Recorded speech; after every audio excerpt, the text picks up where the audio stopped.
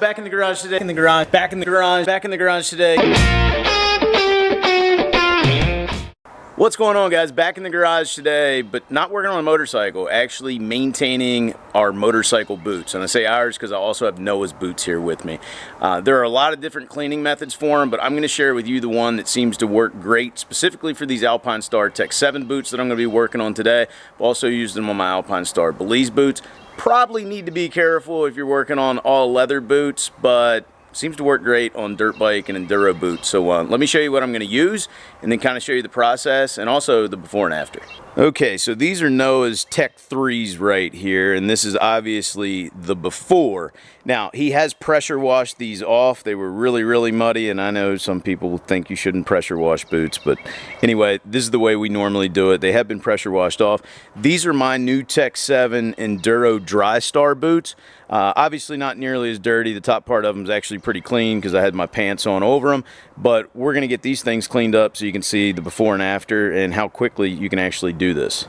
Alright, so once you get the big dirt off of them, this is what I've found works really well. Now, I know I've got 3 different products here. I've found they all work about the same. This one's probably my go-to in most cases, but you know, the carpet and mat and the upholstery work fine too. You can pick these up at your local Walmart or auto parts store for about $5–6 a can. It's going to last you a really long time.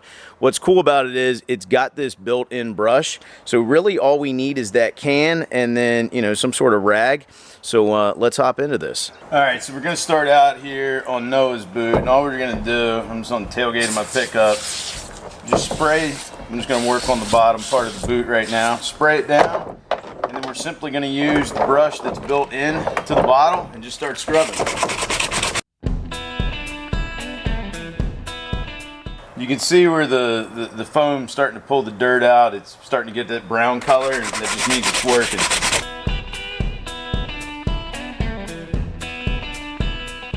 Now once we get it to about here, I like to take the rag and just go ahead and wipe it down, kind of see what my progress is. It also gets some of the dirt off of there, and then we're just going to do it again a couple more times till we get the quality we want.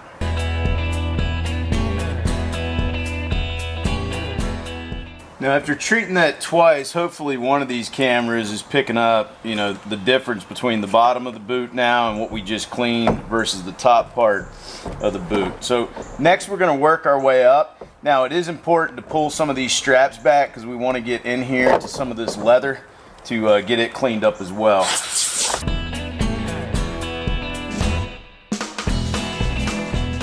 Same sort of deal. Depending on how dirty they are, we'll probably treat these again. These have been sitting for about a week. The other important thing to remember is the sooner you can clean these up after your ride, the better they're going to look. Like I said, Noah pressure wash these the day, a few hours after his ride. Now we're cleaning them up a week or so later, but we ought to keep them looking pretty good. We're also dealing with, you know, white boots, or at least white and black boots, so a little bit harder to keep clean. We're going to go ahead and treat this area one more time, and then we're going to work our way all the way up to the top.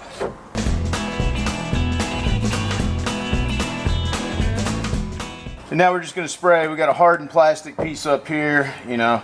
We're gonna spray that down, clean that up, and then move on to the next boot. All right, so you're not gonna get them perfectly white again, especially if you've worn them quite a few times.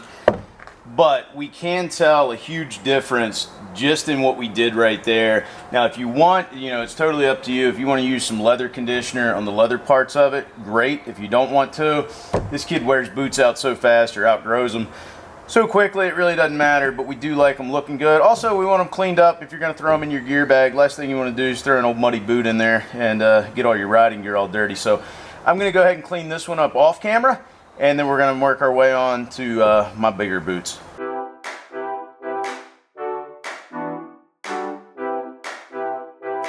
Alright, so I'll give you guys a good close-up shot, but we're going to work on my Alpine Star Tech 7 Enduro Dry Stars next. Same sort of deal. Spray it all down. We do the same thing on these, just work our way up the boot. Like I said, these aren't nearly as dirty as what Noah's are though.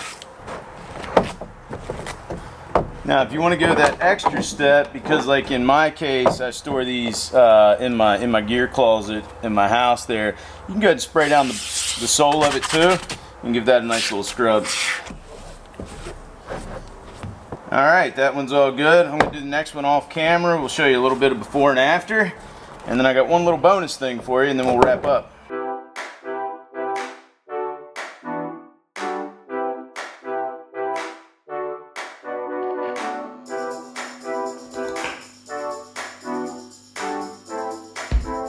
All right, last I want to show you one bonus use of this Turtle Wax interior cleaner.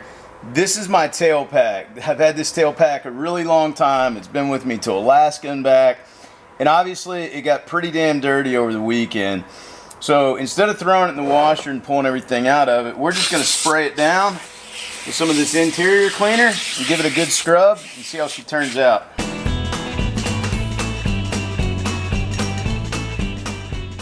Tell you what, she looks a heck of a lot better than it did.